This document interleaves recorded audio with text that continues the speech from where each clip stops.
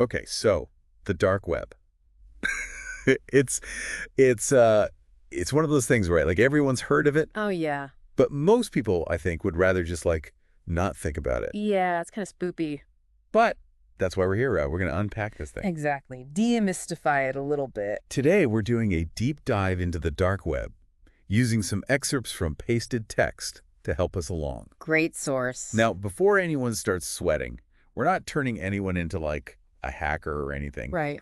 The goal today is to give you a good understanding of what the dark web is, how it works, and yeah, the good, the bad, and the ugly that comes with it. All of that. So let's start with the basics. What exactly are we talking about when we say the dark web?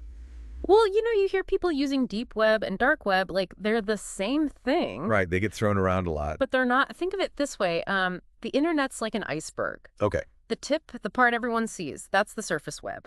Google, Facebook, all that. so that's our everyday internet. Right. Then, under the surface, that's the deep web. It's stuff that's not indexed by search engines. Like what kind of stuff? Your bank account, for example. Hmm. Private databases. Cloud storage. Anything password protected, really. Okay, so not necessarily scary stuff, just hidden. Exactly.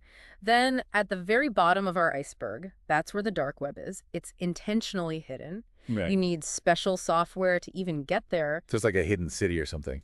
Kinda, yeah. Yeah. You need the right tools, like a map and a flashlight, basically. And in this case, those tools are things like Tor. Ah, Tor. I've heard of that. It's all cloak and dagger, right? Yeah, it's all about anonymity. See, normally when you go online, your internet provider can see where you're going. Makes sense. But Tor, it bounces your connection through a bunch of different servers all over the world. So no one knows where you're really coming from or going to. Pretty much. It's like sending a letter through a bunch of different people, and each person only knows who gave them the letter and who they're giving it to. Oh, I get it. So your digital trail is like all over the place. Exactly. It makes it really hard to trace you. And that's what makes it appealing for, well, all sorts of people. Both good and bad, I imagine. But this dark web thing, it's not exactly new, is it? No, not at all. You can actually trace its roots back to the 90s. Wow, really? Yeah, way before social media and all that. This idea of an anonymous, censorship-resistant network, it was like a radical idea back then. And one Right. of the first attempts at that was Freenet. Freenet. It was designed to be decentralized, spread out across tons of computers, so it would be almost impossible to shut down. So it was all about like freedom of information and privacy from the get-go. Absolutely. But of course, that anonymity comes with its own set of challenges. Yeah, like how do you even know who to trust on the dark web? It seems like a breeding ground for scams and stuff. It is, unfortunately. It really is. It's like the Wild West out there. You have to be extremely careful who you interact with and what you click on. So why do people even bother going there? What's the appeal? Well, it depends who you ask. Some people use it for perfectly legitimate reasons, like to protect their privacy or communicate securely in countries where there's a lot of censorship. Right. But unfortunately, the dark web is also known for its illegal marketplaces, where you can buy things like drugs or weapons. The dark side of anonymity, I guess. Exactly. And that really gets at the heart of the ethical dilemma with the dark web. It can be used for good, like protecting free speech and privacy, but it can also be used for bad, like enabling all sorts of criminal activity. So it's a tool, just like any other. It all comes down to how it's used. Exactly. But that makes me wonder, how do law enforcement agencies even begin to tackle crime on a network that's designed for anonymity? That seems incredibly challenging. Oh, it definitely is. It's like trying to catch a shadow, but they're not just sitting back and doing nothing. So what are they doing? They use all sorts of techniques. They're constantly trying to develop new ways to infiltrate the dark web, monitor traffic, and track down criminals. But isn't that kind of like a constant game of cat and mouse? It is, and it's a game that's only getting more complex as technology advances. So it sounds like even just dipping your toe into the dark web could be risky, even if you're not doing anything illegal. Right, you have to be very careful. It's not a place to just wander around aimlessly. So what should people know if they're curious and want to explore? Well, first and foremost, never use your regular browser or your personal information, Okay, got it. and always use a VPN. To keep your activity private. Exactly. And even then, you need to be extremely careful about what you click on and what you download. There are a lot of traps out there. So it's like exploring a jungle. You need the right gear and you need to be aware of your surroundings. That's a good analogy. Well, we've definitely uncovered some fascinating insights already. We've just scratched the surface. But let's dive a little deeper. I want to hear more about what actually goes on in those dark web marketplaces. What are some of the things people are buying and selling? All right, you want to go deeper? Let's go deeper. You ready for this? I think so. Hit me. So these dark web marketplaces, huh? You really want to peek behind the curtain. I do, yeah. It's like everyone's heard of these whispers, right? But what's it actually like in there? Well, imagine a digital flea market, but like a really, really shady one. Okay, I'm picturing it. There are no flashy ads or anything. It's all very bare bones, kind of grim. So what kind of stuff were we talking about here? It's a mixed bag. Some of it is honestly kind of mundane. Counterfeit clothes, knockoff watches, that kind of stuff. Okay, so like the digital equivalent of a back alley street vendor. Yeah, something like that. But then you have the more serious stuff, the things the dark web is really notorious for. Like what? Drugs, weapons, stolen data, you name it, you can probably find it there. That's pretty heavy. Yeah, people are actually buying and selling this stuff. Oh, yeah. And it's all done using cryptocurrency, Bitcoin mainly. Because it's untraceable. Exactly. It's all about anonymity, remember? Right, of course. So it's basically a free-for-all. Anything goes. Well, not exactly. There are still some rules, some codes of conduct. But yeah, it's definitely a lot less regulated than the surface web. I bet. Yeah. But you mentioned earlier that not everything on the dark web is illegal. Right. What are some of the legitimate uses for it?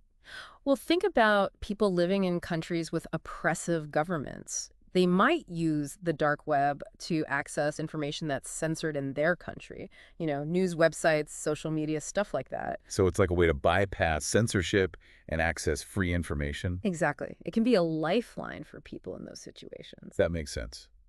But it must be risky, right? I mean, those governments are probably trying to shut down those kinds of activities. Oh, absolutely. It's a constant battle. And what about whistleblowers? I've heard they use the dark web a lot. Yeah, it's a way for them to leak sensitive information without revealing their identity. So it can be a tool for exposing corruption and holding powerful people accountable. But, we've been talking a lot about marketplaces and illegal goods. Right. What about other services on the dark web? What else is going on there? Well, there are all sorts of services, some legitimate, some not so much. You can find things like secure messaging platforms, so people can communicate privately without worrying about being spied on. And then you have things like anonymous email providers, which can be useful for, well, all sorts of reasons. I see. But then, of course, you have the darker side of things. Like what? Hacking services, for example. People are selling hacking services on the dark web. Oh, yeah. You can find people who will do anything from, like, stealing someone's social media password to launching full-scale cyber attacks on businesses or governments. Wow, that's intense. Who are these people doing this? It varies. Some are skilled hackers motivated by, I don't know, ideology or a sense of digital rebellion. Others are just criminals looking to make a quick buck. So it's a real mixed bag. It is. But the bottom line is hacking is a huge problem on the dark web. And it's a problem that's only getting worse. So with all this illegal activity going on, how are law enforcement agencies even trying to keep up? It's tough, no doubt about it. It's a constant game of cat and mouse. But they're not giving up, right? Oh, no, they're not. They're constantly developing new techniques, new tools, new ways to try to infiltrate the dark web and catch criminals. Like what? Well, one thing they do is try to monitor dark web traffic. They look for patterns, try to identify key players. I see. They also try to infiltrate dark web forums and marketplaces, sometimes even setting up their own fake sites to lure criminals in. It sounds like something out of a spy movie. It kind of is. It's a high-stakes game with a lot of twists and turns. So it sounds like the battle against cybercrime on the dark web is far from over. Oh, it's just getting started. And as technology evolves, it's only going to get more challenging. That's a little unsettling, to be honest. It is, but it's the reality we live in. So, with all this in mind, what does the future hold for the dark web? Is it just going to keep growing? That's the big question, isn't it?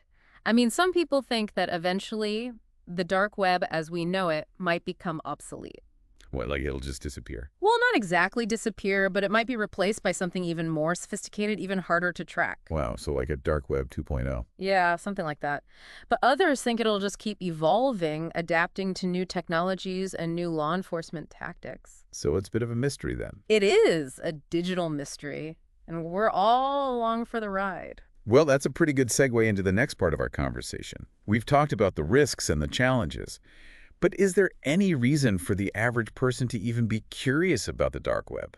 Is it worth the risk? That's the question, isn't it? And it's one we'll tackle head on in the final part of our deep dive. Stay tuned. Okay, so we've gone pretty deep here. The dark web, it's a lot to take in. Yeah, no doubt. But the question everyone's probably thinking is, should I even care? It's a valid question. Like, is there any reason for the average person to even, think about the dark web? Well, it depends what you're looking for, I guess. Right. Because we've talked about the risks, and they're real. Oh, yeah, definitely. But are there any, I don't know, legitimate reasons for someone to want to check it out? There are, actually. For example, if you're really, really concerned about privacy, the dark web can offer some tools that you just won't find on the regular internet. Like what? Secure messaging apps, for instance. Oh, okay. So you can communicate without anyone snooping on you. And anonymous email providers. If you need to send an email without revealing your identity. I see. So for people who really value their privacy, the dark web can be appealing. It can be, yeah. But it's important to remember that even on the dark web, there's no such thing as perfect anonymity. Right. There's always a risk. Always. And those risks, they're not to be taken lightly. So let's talk about those risks for a minute. Yeah. What are the biggest things people should be worried about?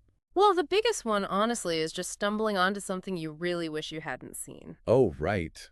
The dark web has a reputation for that. It does, and for good reason. You can find some pretty disturbing stuff out there. And it's not like you can just, close your eyes and pretend you didn't see it. Nope. Once it's in your head, it's in your head. That's definitely something to keep in mind. Yeah. But what about, more practical risks? Well, there's always the risk of malware. Viruses and stuff. Yeah, exactly. One wrong click, and you could end up with your computer infected. And then there's the risk of scams. Because it's so hard to know who to trust. Exactly. It's easy to get tricked into giving up personal information or money. So it sounds like navigating the dark web is kind of like walking through a minefield. It can be, yeah. You have to be very, very careful where you step. Okay, so let's say someone has heard all this, weighed the risks, and they still want to check it out. What advice would you give them? First of all, do your research. Learn as much as you can about the dark web before you even think about going there. Okay, good advice. And never, ever use your regular browser. Why not? Because it's not designed for the dark web. You need a special browser like Tor. Right, the one we talked about earlier. Exactly. And even then, you should always use a VPN. To encrypt your connection. Right. It adds an extra layer of protection. So be informed, use the right tools, and be cautious. Exactly. It's all about minimizing the risks. But even if someone never goes on the dark web, it still kind of affects all of us, doesn't it? Oh, absolutely. I mean, it raises all sorts of questions about privacy, security, freedom of speech. It's like this hidden world operating in parallel to our own. It is. And it's a world that's constantly evolving. So what do you think? Where is the dark web headed? What does the future hold? It's hard to say for sure. I mean, technology is always changing, right? Yeah. So it's possible that the dark web, as we know it, could eventually become obsolete. Really? Yeah, maybe it'll be replaced by something even more sophisticated, even harder to track. Wow. Dark web 2.0. Exactly. But on the other hand, it's also possible that the dark web will just adapt, evolve along with the technology. So it's a bit of a mystery. A digital mystery. Well, I think we've covered a lot of ground here. We've explored the dark web, the good, the bad, and everything in between. It's been quite a journey. It has. Huh. But if our listeners are walking away from this with one key takeaway, what would you want it to be? I would want them to understand that the dark web is a powerful tool. It can be used for good or for evil. A double-edged sword. Exactly. And it's important to approach it with a healthy dose of respect and caution. Well said. Knowledge is power, right? Absolutely.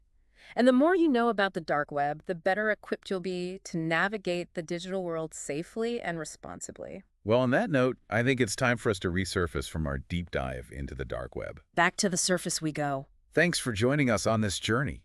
And remember, stay curious, stay informed, and stay safe out there in the digital world. See you next time.